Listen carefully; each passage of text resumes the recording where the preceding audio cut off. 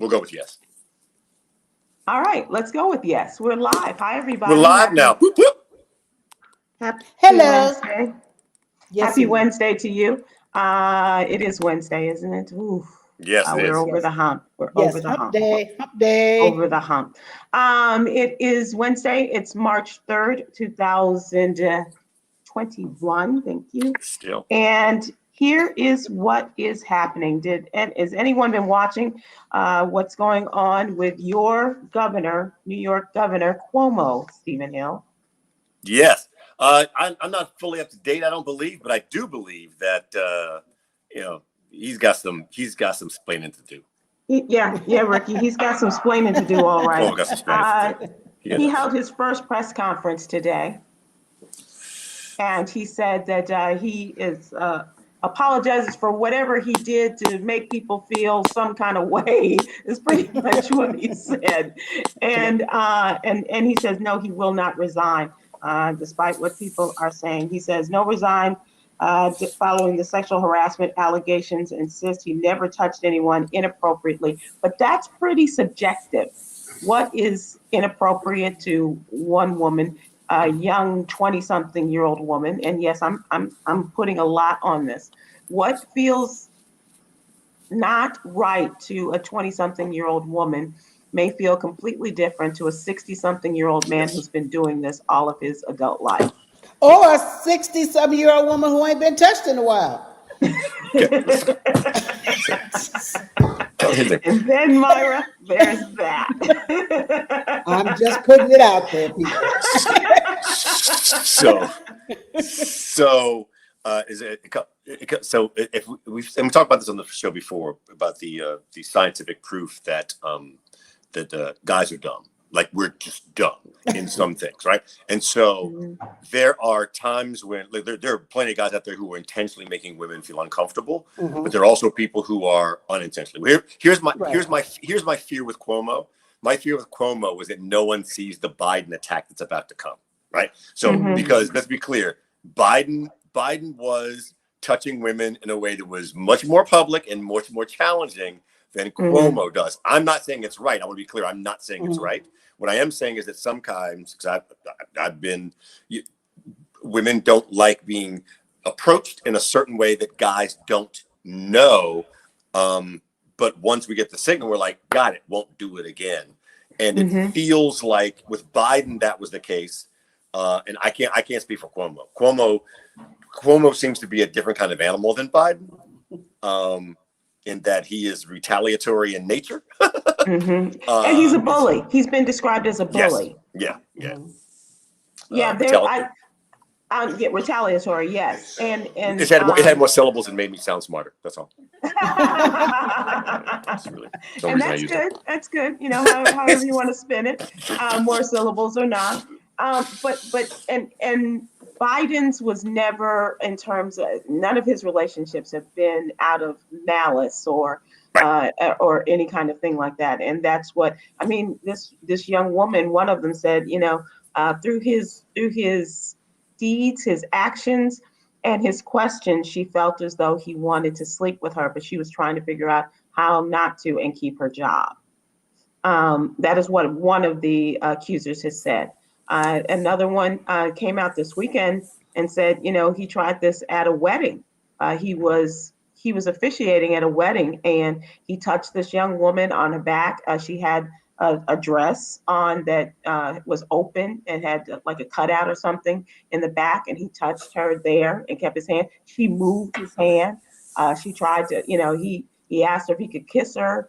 And her friend was there, and her friend was taking pictures, and you could see, at least from my vantage point, my perspective, it looked like she was grossed out by it and just not very comfortable. You mentioned the area. Let me tell you, as a dude, I'm gonna tell you, I know this to be true.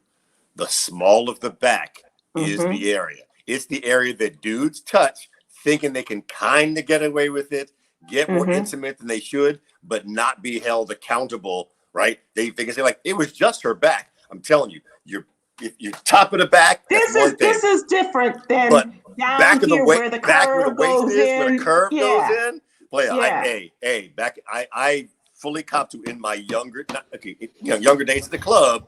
That's how you find out whether You kind of there's gauge. interest. Right. Yeah, Right. there's Yeah. interest. Right. And if they lean into it, that's one thing.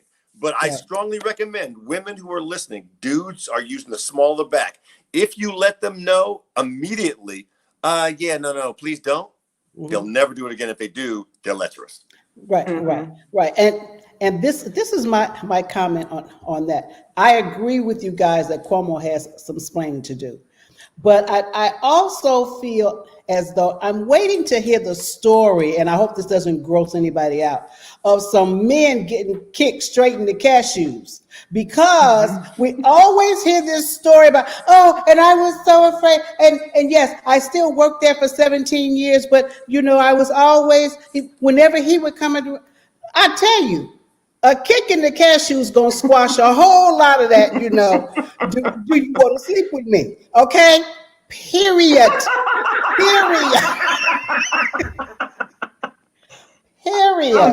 Should we ask you, Stephen Hill? Have you experienced that? I believe I answered it before it was asked. Actually, yes. Just thinking about that. Yeah. Because That's the thing you don't do. No. Now I can say as a comic, to That's offend what I was me, going. Yeah. the bar is way low. Trust me, it's so low. It's actually a line in the middle of the street now. But working in a sitcom room, it's almost a process, and you're in the room with comedy writers, with stand-up comics. We have said the most bizarre and grossest things ever. We would even, I won't name names, but if you've ever been on a studio when they're filming or when they're shooting, you have to be absolutely quiet, people. It's no walking, it's no coughing, because the mics pick up everything. So we're standing there. We had the writers, we used to goose one another because somebody comes along, trying to make you laugh. And you're standing there going, trying to hold it in. No one ever felt like they were being sexually harassed. This wasn't about sex. This was us being baby's kids, on the set. But I wouldn't doubt for one moment if something was said or if an action was taken and you went to that person and said, when you did that, it made me feel uncomfortable, then they wouldn't do it. But I wouldn't run straight to HR going, oh, and so said this, and it made me feel uncomfortable. To me, always go to the person first. Because like Stephen said, men dumb. Sometimes they just don't know. I was making my Mac move. You got offended? I wasn't trying to offend you. I was just trying to see if, the door was cracked. That's all. That's right. Right. That's right. Just trying to get that open. Sharon says, thank you, Myra. They just continue to work there. Hey, is that my cousin? Hey, thank you.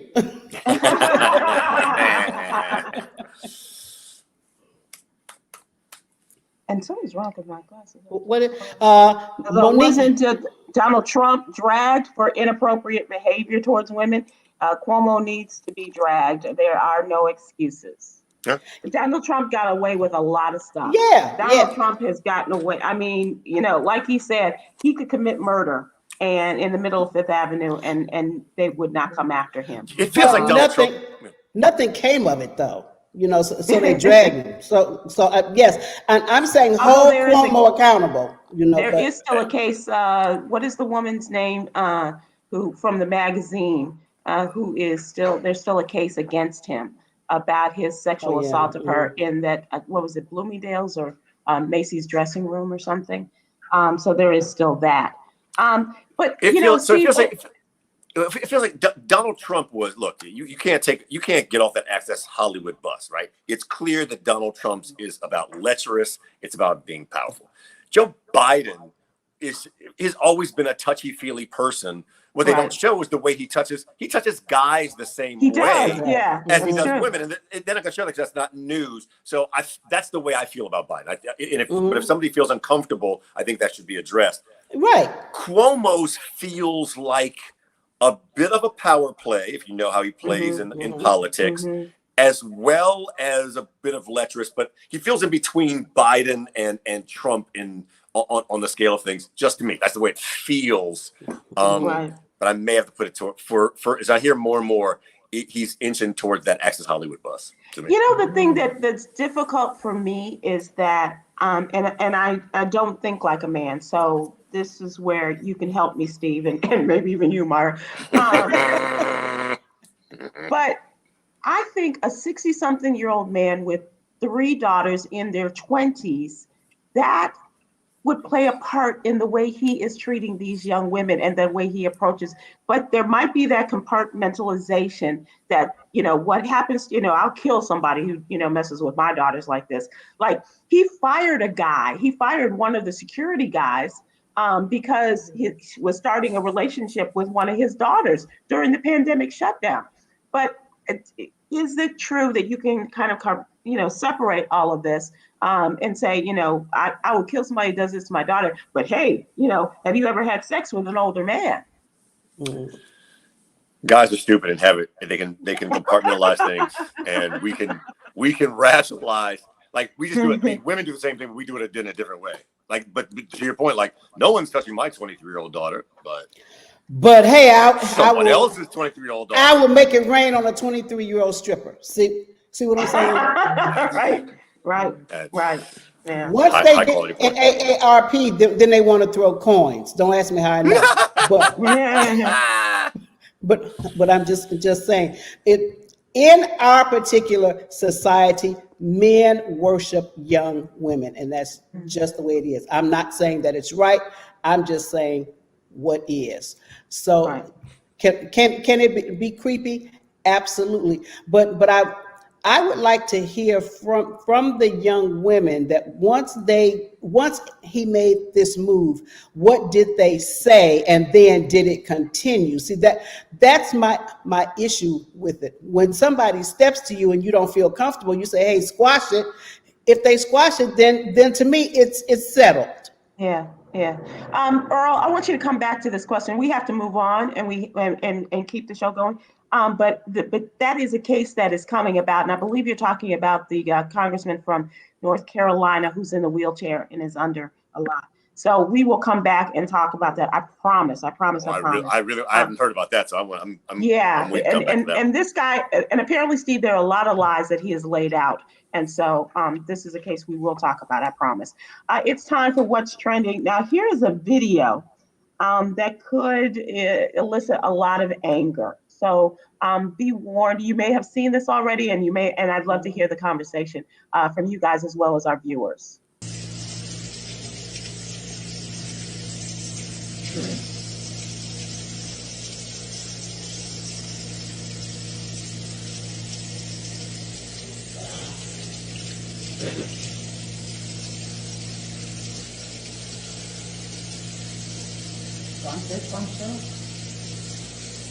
You want more?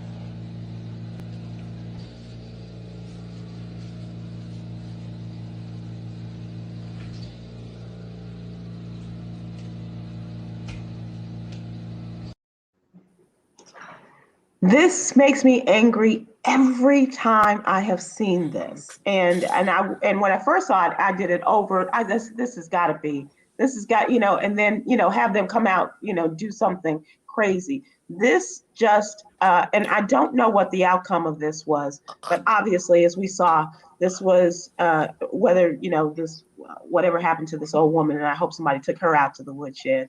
But, and I know you can't say that, but I just did. I'm gonna need some context on this. I need some context. Where is this? Who is she?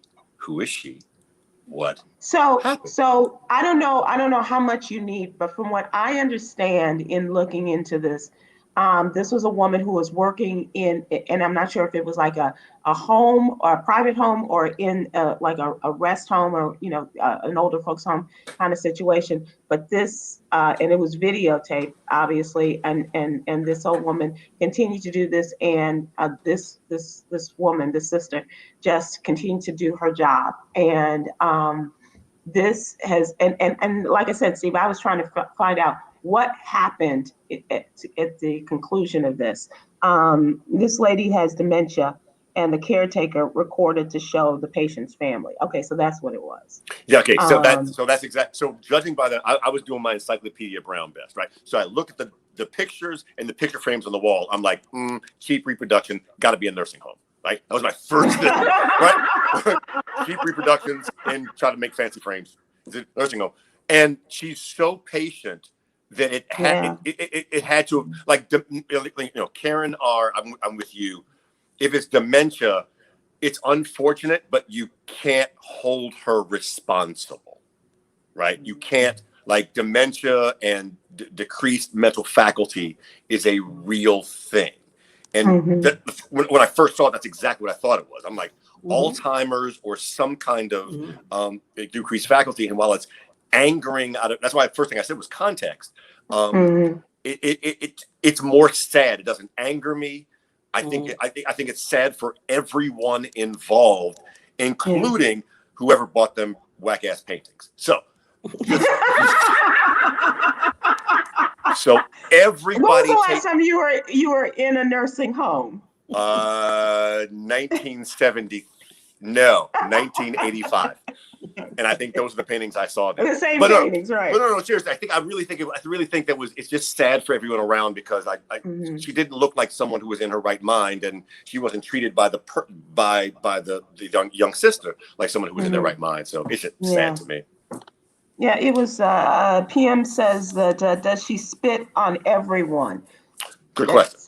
That's a really good question. Good question. It's a very good question. Now we here assume, right? Because of what we're used to, we assume that this is a black-white thing, right? We naturally, I know I did before. Like, it's a natural black-white thing. I'm sure that and something that she has done to Black people in the past. Right. And Monique says, and the thing is, out of context, we put all of our past history onto that 37, 40 seconds of video, and it really could just be a woman in dementia, whether they're black, white, Asian, whatever it is, they're spitting on them. We just happen to see the one with the black one. So, Monique says you can hold them responsible. And I have a hard time holding her responsible unless you've been around someone with dementia. If you're saying you've been around someone with dementia and you realize how that rolls, and you say, like, yeah, you should hold someone with dementia responsible, it's hard to do. Karen R says her mother did the same thing, and she had dementia. And but I'm sure if she was recording this for the family, they're probably thinking, oh, dear old mom, she couldn't possibly be doing this, or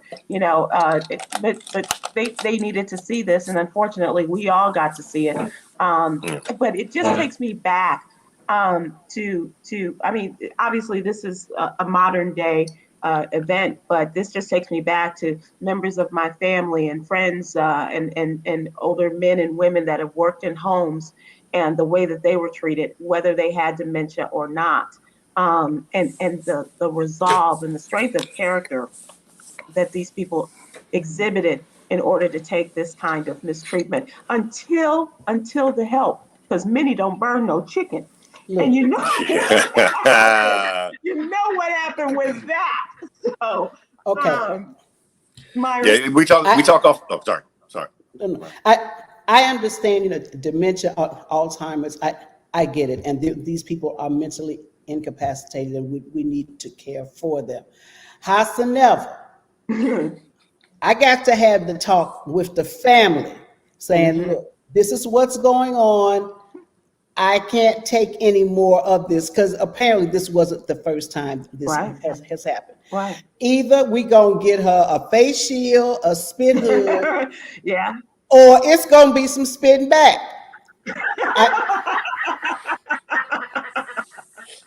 Right. Yeah, that's just me. It'll probably cost me the job, but that would be a price I would be willing. That, you know what, a kick in the cashews for you, Myra, and spit back.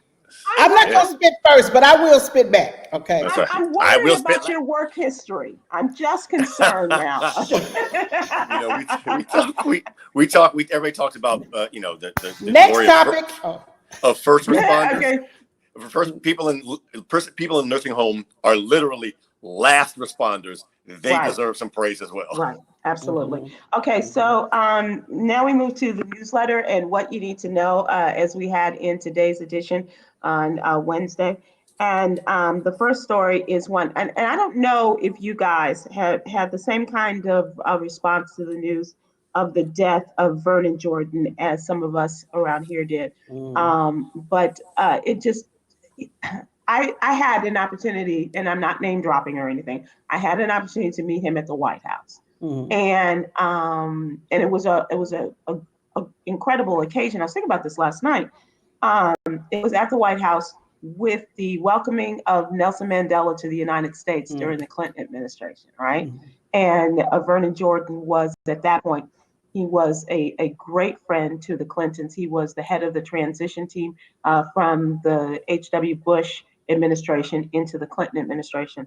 And he was just such a towering figure and just such a gracious man and his history also. So it just really struck me, the loss of Vernon Jordan. And once again, we're having this continuous cycle of the loss of our civil rights greats. And it just continues to weigh heavy on my heart.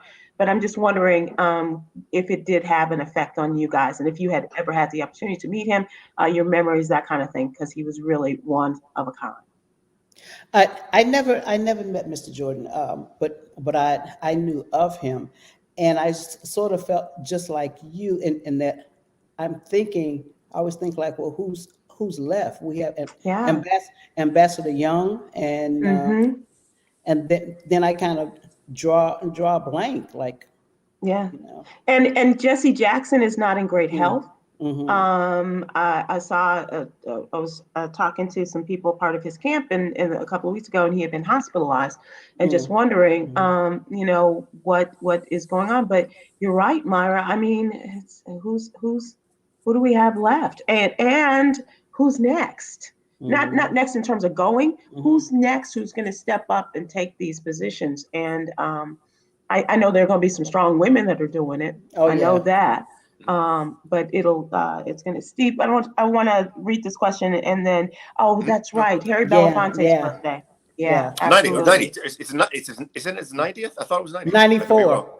No, 94? it's 90 plus. Yeah, she said 94. Fantastic. 94. I think Sidney Poitier just celebrated his 90th birthday. Yeah, his 90th. And Clarence Avant just had his 90th. Yes, Yes. Was it the same day? Was it like they were right in there Maybe. together? Yeah. Maybe. And so that's another person I wanted to ask you about, Steve. So it was the great Clarence Avant. But Steve, I wanted to find out your thoughts about Mr. Jordan. Had you had the opportunity? No, I never. I don't believe I ever met Vernon Jordan. I do remember him as being one of the first black men, like, who was in government that, like, made you believe, like, oh, I could. This is a path. This is a path for black people as well, right? Because even as recent as '93, there weren't that many. Right.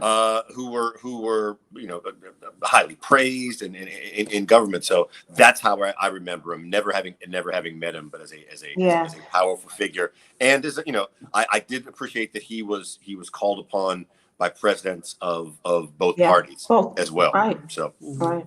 Yeah. And you being our Black Republican, you would appreciate that. Stop. Z Walker says he was an unsung hero and a proud Georgia native, particularly Atlanta, and a great man has fallen. That is absolutely true. I did note in the story that his memoir was called Vernon Can Read. Yeah. And he was born in 1935 to a strong family and supportive family, but of not great means. And so when he was the first Black student in his class at DePaul University in Indiana. But when he came home in the summertime, he would work for the white man, and so one of his bosses, I believe he was his driver, chauffeur. And so during his downtime, he would pick up his books and he would start reading. And the white man saw him. He said, "Vernon can read." So surprised at this young black man. And so that was the name of his memoir, and showing that not only could Vernon read, but he could lead in such an incredible way as he did. Historically, working on the case, admitting black students to the University of Georgia, the great Charlene Hunter, then now Galt, was one of those two students that the Constance Baker Motley and Hollowell worked, and he was their law clerk. Mr. Jordan was their law clerk when they made that, and when the judge made this decision to allow them into the classroom. It's just an incredible sense of history and a great loss. And yes, you're right, a giant has fallen, and he was a giant of a man physically, as well as spiritually, and leading this country and with the UN, with the National Urban League and things like that as well. So this is not the picture that I wanted in our newsletter, in order to give people an idea of who this guy is, but talking about the Missouri Senator Josh Hawley, and his speech before the CPAC, the conservative organization, over the weekend. Josh Hawley is the senator from Missouri. He's the guy that you may have seen on the day of the insurrection. He's wearing a black glove on his hand and giving the power salute to the insurrectionists. And now he has rewritten history in his own way. He says that he claims that systemic racism does not exist and that America liberated enslaved people. Should I read that again? America liberated enslaved people. We've heard that we are systematically racist. You heard that once or twice. We heard that the real founding of the country wasn't in 1776, and it wasn't. In 1619, it was in 1619, or whatever. We heard that America is founded in lies and evil, yes, and that we've been told all of that is false. All of that is a lie. We're proud to have lived in a country that started with nothing and became the greatest country on the face of the earth. And we're proud to be in a country that liberated slaves. Let me just say this part here. I'm not even going to get to the part about how did the people get here in the first damn place. Right. But when he said we took a country that came from nothing, see, that's what I'm talking about, that white privilege. Because there are people who were living here and who were thriving before they got here. Yeah. But see, they see that like that never happened, that never existed. Thank God we came to America, stole their land, and gave them diseases, and then brought some Africans over and enslaved them. Okay, brilliant, Myra. Absolutely right. Steve? In my head, there's a wheel spinning. I'm trying to figure out which topic we're going to end on when it comes to Hawley. Is it going to be like, hi, my name is Lee Harvey Oswald, and I should get credit because I stopped shooting Kennedy. I stopped shooting him. I stopped shooting him. Is it going to be that Hawley is unabashedly pandering towards those who currently like Trump, right? Hawley is unabashedly appealing to the insurrectionists and the people who he's trying to. Trump doesn't want Trump to come back, but wants somebody like him in there. He is so strongly trying to be that person. And pandering is the right word. Yes. And the challenge is there are a lot of people in this country who look forward to rewriting history. They want to rewrite the history. They're okay with that. They realize that history is written by the winners. And now there's a different group of people writing another history or a more true history, and they can't stand it. I'm sorry, I'm on my soapbox a little bit because I watched Amend on, I've been watching Amend on Netflix. I don't know if you've seen that. I started it, and that's my real downfall. I start these things and then I move on to something else. Right. Yeah, I'll come back to that. But Josh Hawley is playing this really smartly. I know you're going to hate me from saying that. You're going to think I'm a Republican. I'm not. I'm looking at like what his goal is. He is playing this well. I don't like it. I don't want him to be around. Maybe he and Lee Harvey Oswald can have a conversation one day. But for what he's trying to do, he's doing it really well. He is doing it well. And we have a comment here. Angela says, so many Republicans are doing it now. Plus, it gets them camera time because of the ridiculous rhetoric. Absolutely. And it is also a part of their plan, which was also a part of Donald Trump's plan, to remove a lot of the Black history books and things in our schools, and to teach their own conception of American history, and to remove the truth. Yeah, to remove the truth and to also engender a fuller picture of this nation's history, rather than what we have now. And just like, they don't want to take the names of Confederate generals off the Army bases or the military bases. They want to keep the statues up there, and it's all a part of that. And this is an ongoing part of their plan to keep the history of this country lily white, if you will. The winners write the history. Forget to the victor. To the victor goes the spoils. The biggest spoil of any victor is the ability to write history, the ability to create the history. It's the reason why Confederate statues stayed up for so long. Like.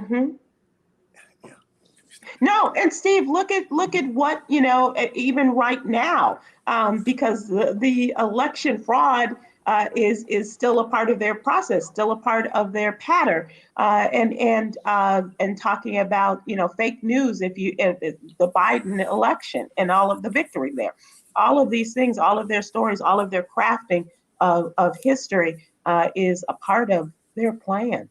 Well, but bottom line is, and no, everything isn't racial, but let's think about it. Up until Barack Obama, number 44, America had 43 white men as president. We had one Black president, one, and America has lost their damn mind because to me, this is all started as an anti-Obama movement. Once this man became president, Myra, they didn't even want him to be an American. He wasn't even born in this country, right. So that's me on that. Yeah. And Lord knows what's going to happen now. I mean, they're already coming after Kamala Harris. Yeah. So watch out for that. Yeah. And the way that they spin that story around her. I strongly recommend you. I haven't completed it yet myself. I'm two away, but like amend when you see how the citizens of the U.S. have acted throughout history, and you see the pictures, and you understand it's all about preserving your blood. It is not. And I'm going to say this. It is a different way of trying to do the same exact thing that Hitler tried to do. It's exactly what Hitler tried to do. We've just done it a very different way, and it's the scariest thing when it's all put together. You've seen it piecemeal. When it's put together in something, you're like, oh, got it, I understand. But this racial domination, 100%. I would love to have that conversation, especially with our friend Kevin, who is a World War II history buff, and to talk about that, like you have laid it out here with this doc series, and talking about their movement in terms of whitening history even more, and much in the same way that Hitler tried to do. Speaking of changing history, I am still a proud citizen of this country, but not so proud to be living in the state of Texas after the governor yesterday ignoring the hundreds of thousands of people who are still suffering from the storm a couple of weeks ago, has now decided that masks are going by the wayside. No social distancing. All businesses will be open as of next Wednesday. But there's a week. There's a week from now. As of 5 o'clock today, in the state of Mississippi, Myra, hello to all your family in Mississippi. Belzoni in the house. All masks removed. And they are going back to the way things are. And I think the timing not only is interesting because these are places that are hoping to get business, especially with spring break on the next week coming up, as well as trying to get back some money that these people have lost. I feel so bad for people like teachers or people who are in that next tier, like, I'll be able to get the vaccine next month or in 3 weeks. And now these states are just going to open everything up willy-nilly, although I don't know Mr. Nilly, but they just open stuff up willy-nilly.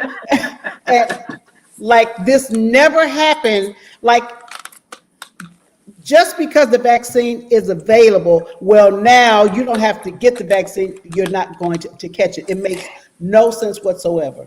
And Myra, how about the fact that these are states that are so low down on the success rate of getting the vaccine to the people? I think Texas is number 48 in terms of their ability to get the vaccine to the people, and take the mask off, and just go, as you say, willy-nilly.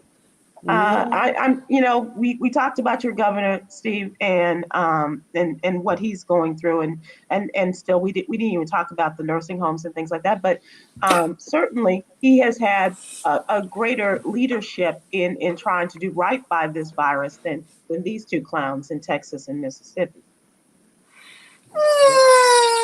No. This nursing home thing is real, right? So what I'll give Cuomo, Mm-hmm. I'll give Cuomo probably messed up the nursing home thing, but what he did do is the thing that Trump thought he could do by lying, right? Mm-hmm. He projected for the most part calm and facts and details, so people felt like they were informed. Give Cuomo that, because you give people what they have, but this nursing home thing is a mess. It's a mess when you turn on CNN and they talking about it. You turn on Fox, they turn about it. When Fox and CNN agree on something, it's a challenge. It's a challenge. But Cuomo did a great job of informing, and for the most part, it's just he's going to be called out for that nursing home thing. That's gonna so those are two investigations he's gonna have to deal with. Yeah. Right? Yeah. Yes. Yeah. Yes. And just project a little bit, because you have a better seat than I think than Myra and I do. What do you think is going to be the outcome of the Cuomo stop? He will not get elected next time he runs, and he has no ambition except. You think he's going to governor. run? Oh, he's going to run. I think he's still going to run. I don't think he's going to win. I'd be shocked if he didn't run. That's not the Cuomo style to just give up. He will go down fighting, but he's also, this is one of those bully when the bully is about to run into somebody bigger than the bully, and everybody's like, ha, yeah, it's about time. Watch this. Yeah. So I think that's where it's about to go. Yeah. And I just think that whole thing with his brother is interesting too. CNN has said, hey, you got to be over here. We're going to cover the story on your brother, but you take care of your business and other news, and get at it and get at the other news, right? So I haven't watched it. Chris Cuomo has an entire hour-long show, which is about the biggest news of the day, and he doesn't cover his brother at all in that show. What day was it this week that I did see it? It was Monday or Tuesday night, and he mentioned it. I think it was on Tuesday. He opened with it saying, "Let's talk about the elephant in the room." In the room, right? Yeah, and that's what I saw. Yeah. So he said he wasn't going to cover it because it is his brother, but that CNN was covering it. So yeah, that's on CNN. I mean, it's tough to give up one of the biggest hours of television to not talk about the biggest news because of your host. As a former TV exec, that's something you've got to ask yourself. Like, do you cut the show to a half an hour? Do you have a segment of the show where someone else talks about it? But can you really go throughout your entire show without talking about the biggest thing just because your anchor is related? You know what? Because they talk about it in the 5 o'clock hour, the 6 o'clock hour, the 7 o'clock hour, the 8 o'clock hour, and they're gonna talk about it in the 10 o'clock hour. I think they're okay. Okay. I really do. Did that now? Tanya Perry brings up. Did the network ban him from covering it, or he chose not to cover it? No, the network, I The network believe, made that decision. spoke to him about that. Yeah. Got Yeah, that was their decision. Right. Okay, so it's time for the question of the day. And this was proposed to us from two different levels. Okay. So let's think about you winning some money. Okay. And two different amounts of money. So what would you do if you won the lotto and you won $100,000? I'm going on a trip. Bye-bye. I'm going. Out. Where would you go, Myra? Wherever Stephen Hill was down there in that dinner. Let me tell you. Our answers are going to be the same. I don't care how much money you're throwing our way. Yes. There it is. Yeah. You're going back to your Shangri-La, your Eden, if you will. How much money is it? $100,000. Yeah, I'll be gone for a while. Yeah, I'll be gone for a while. All of your money would go to your vacating and going back to like I said, That's not what you're saying. Well, first thing I got to make sure the Faithful Awards college fund is set, and I think it is. I'm pretty sure we're still there.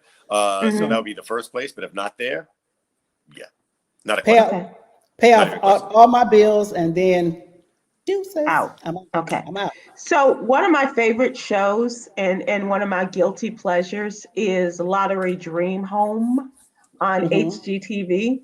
I love David and these people win the lotto, and so they go and they buy these houses and all this kind of stuff. So and I think there have been some exceptions, but for the most part, it's a $1 million winner or higher. And there have been some who won like 250, 500,000, that kind of thing. But for the most part, it's $1 million and above. So if you did win $1 million in the lotto, what would you do?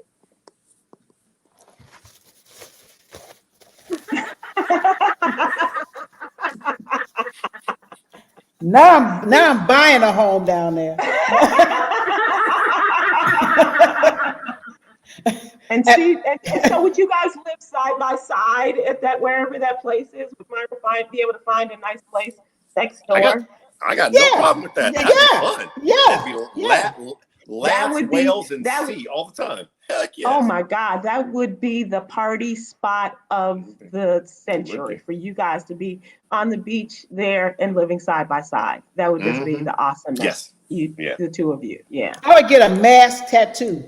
I would do something crazy like that. Would you wait to get your second vaccine shot? No, I would actually fly somebody down. Like, look, this is where I live now. Bring your needle, okay? Bring your needle. Bring your needle and a bottle of tequila. That's right. That's how we sterilize needles down here. Exactly. First you dip it, then you drink it. Yeah, man. So let's see what we have here. We have someone who says, instead of doing a DNA or an ancestry, I just tell all that I won the lottery and I know all my relatives. That's funny. And you don't need any new ones, and the DNA stops here. Okay? That's what I always tell people. I don't need any new cousins. Okay? Yeah, absolutely. I know all my family members that I need to know. I already know them. Thank you very much. All right. I already have an oceanfront view on the beach. All right, Barbara Okay, Johnson. Barbara, right, Johnson. You know what you don't have, Barbara Johnson? My phone number. What?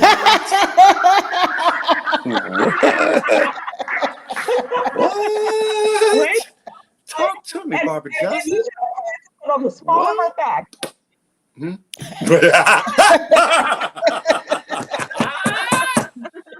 what's the small of that back look like, Barbara Johnson? Hold up. Yeah.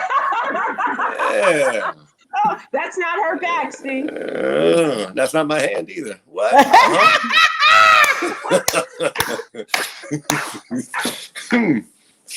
Okay, Abraham says, going on the fantastic voyage if I won $1 million. Oh. There you I go. would, I would invite my friends to come along. You know, Yeah, although yeah.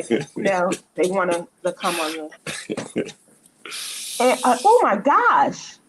Adopt a Okay, baby and Lenny, get a adopt a nanny. baby and All get right. a nanny. All right. Okay, All right. With what that. about a Manny? Okay. Manny say what? Serving double duty. Okay. Serving double duty. Oh my gosh, how great is that? Okay, all right. So I love the idea of $1 million, and when they asked me this today, and I said I would, I think it was first for $1 million, and I said I would be dropping you all a postcard from Hawaii or wherever. Mhm. And like so that means you're gonna stay for a while. I was like, well, as long as the money holds out, I guess I will. Some of our younger people were saying that they would, like Chica said, she would pay off her student loans. I think Coy said she would break her lease Wait, what? on her apartment and then buy, a place of her own. But it all depends. I mean, it's really interesting your outlook on life and where you are at that particular time in your life. Sure. Or some are saying I would, invest or start working on a business or things like that. But I think that we are all Which at is that very part. right. And all that is very, very smart. But I'm in that season where look, I ain't investing. I ain't trying to help you with your business. I ain't trying to help a brother on the come up. It's like, no. Hell no. You're not gonna try to buy him some rims for I'm his new car. not gonna, no. I ain't paying your insurance. None of that. None of that. I am gone. I can't help you with your mama. I can't do it. Right. Yeah. I'm sorry that your mama can finally get that bunion surgery, but no, I'm not paying for that. Oh, that's funny. Manuel Murphy says, "Hell, I'm 68. I'm spinning it." Sybil Wilkes, I hear you. No. He left out a word. He meant I'm spending it Spending it on on Sybil Wilkes. That's what he That's meant. what I 100%. like to think too. But 100%. That's what Manuel meant. Not even a question. That's what I was hoping. But That's true. okay, yeah, whatever, Manuel.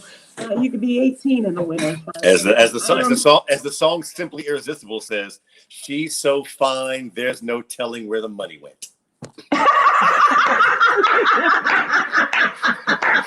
Steve, that's what I was going to ask you, and I know so we're moving on, but I got to ask you another question, because I think you would do something that Tom Joyner would do. Entertainment news. T.I. is in a bit of a bit of a sticky situation here.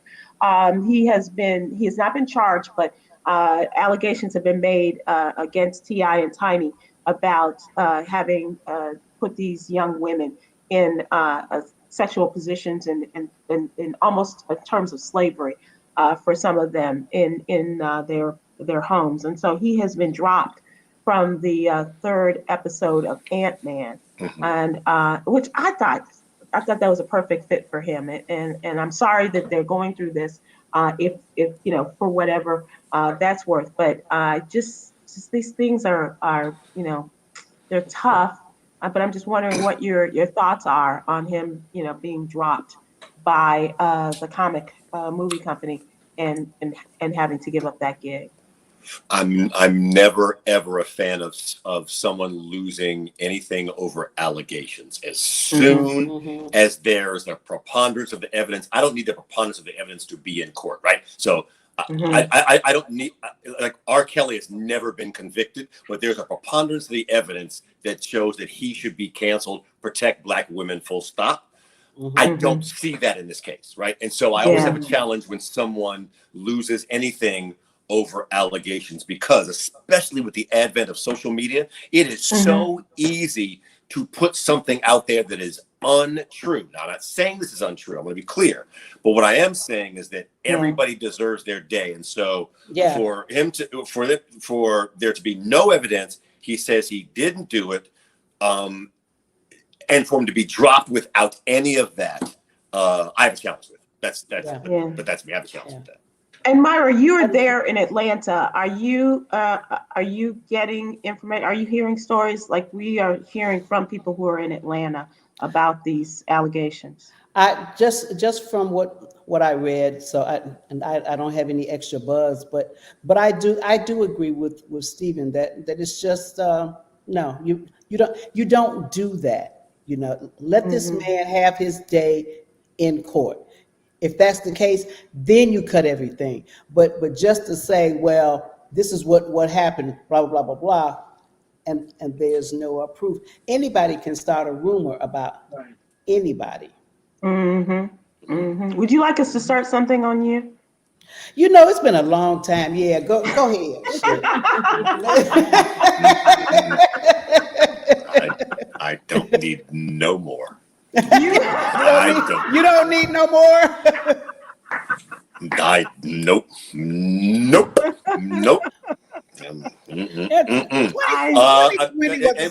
Hawley Torrance says R. Kelly went to jail, but if I'm not mistaken, R. Kelly is in jail because he can't make bail, right? He hasn't been convicted of anything. He just hasn't made bail in 2.5, 3 years. And his girl, the woman that was making bail for him, that just kind of fell apart, right? Yeah, because didn't they lose the place that he was supposedly housing them in? Yeah. That was another part of it. Yeah. And the place here as well. Yeah, but thanks to Dream Hampton and Bree Bryant, the preponderance of evidence has been shown. Okay. Yeah. 100%. That really has. 100%. That has come about. Well, Stephen Hill, speaking of the entertainment, and this is related, I think, to the question I was going to ask you, but you and Myra are both big music heads. And so would you take some of your money? Would you kind of do what Tom Joyner has talked about doing and following the groups, your favorite groups around the country and doing that kind of thing that you have been known to do, Steve? I was about to say, I don't need $1 million for that. I do that. I do that from the revenue of the pencils I sell on the sidewalk. That's what I'm using my discretionary income for. But that's the thing. Yeah. I would love to go to just big music festivals. Yeah, big outdoor music festivals like 2020. Damn you! I had second row seats to see Earth, Wind and Fire and Santana. I've seen Earth, Wind and Fire many times. I've never seen. Well, I did sneak into a concert and saw a little bit of Santana, but I was looking so forward to seeing him, and so yeah, for that, absolutely. And the further away, the better.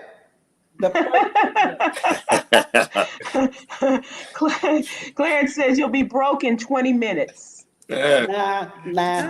But what a way to go, huh? Okay. What a way to go. I saw something on Black Travel today. I think they said you may be out of money, but your memories will last you forever. See, I'm all about making great memories now. Shout out to my aunt Estelle, who taught me that in the year of 1984. 1984. 1984. The short version of the story is Kevin, my friend Kevin, and I we could rent a Toyota Tercel, or we could rent the red Mercedes that was used in the movie for Beverly Hills Cop. We had a choice. We literally, but obviously one was much more expensive, and we were young and didn't have that money. And my aunt Estelle said, "You will never remember how much it cost. You will always remember the time you had." And we got the car, and she could not have been more right. So to that point, to hear you say that, I was like, "Oh my God, Aunt Estelle is in your head." But yes, spend that extra money, get that extra memory whenever you possibly can. If it's going to make you all broke, obviously can't. But like when it's a risk, when it's not so much of a risk, do that. Always. Yeah, definitely. And your kids will remember too. Let's see. She says,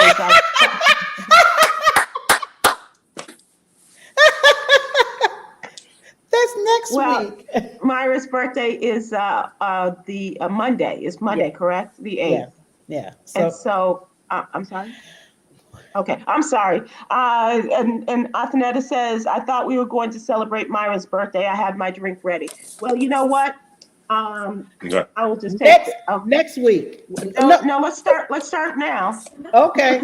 All And right. go until next week. Aha. Okay. Aha. Let's just start with a toast. Let's start the toast today, and we can continue through next week. Myra J, to one of the funniest and one of the dearest and just greatest human beings on the planet. Happy birthday and many, many more. Yeah, to all these Pisces. Yep. I'm drinking water. And I don't care what fish did.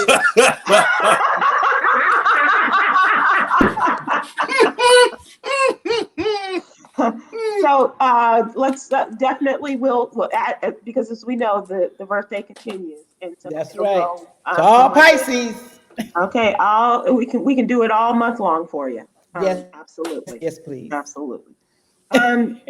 So Stephen Hill, the last thing before we wrap up and before we do Yogi's Jewels and that, I do want to ask you about how great was it last week on the Apollo show?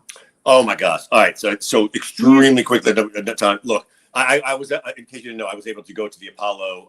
It was like literally, it was myself and Steve Pamela in the audience. We do a little pre-show on IG Live called the Steves, where we treat versus like a game, and we do the pre-show. Swizz Beatz, thank you very much. He allowed us to come there and do it live from the Apollo. Oh. And walking into the Apollo after not having been in a theater for a year, Oh. when I go to at least one concert a week, was in and of itself, I literally started tearing up. And I saw, because I love seeing people work on the stage, and we got there, and D'Angelo was there rehearsing while I was setting up. But it was just great to see people together. Everybody was masked up. We all had to get COVID tests before we could get in the building. We had to answer a questionnaire, so we were all masked up for the most part in the building. But it was magic to be there with one of the finest musicians of the 21st century.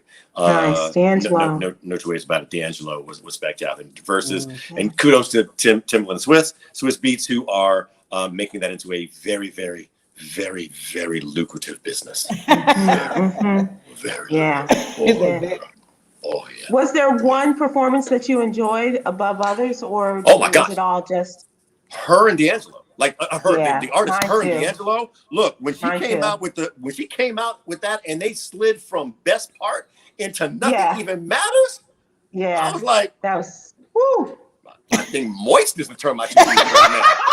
I think,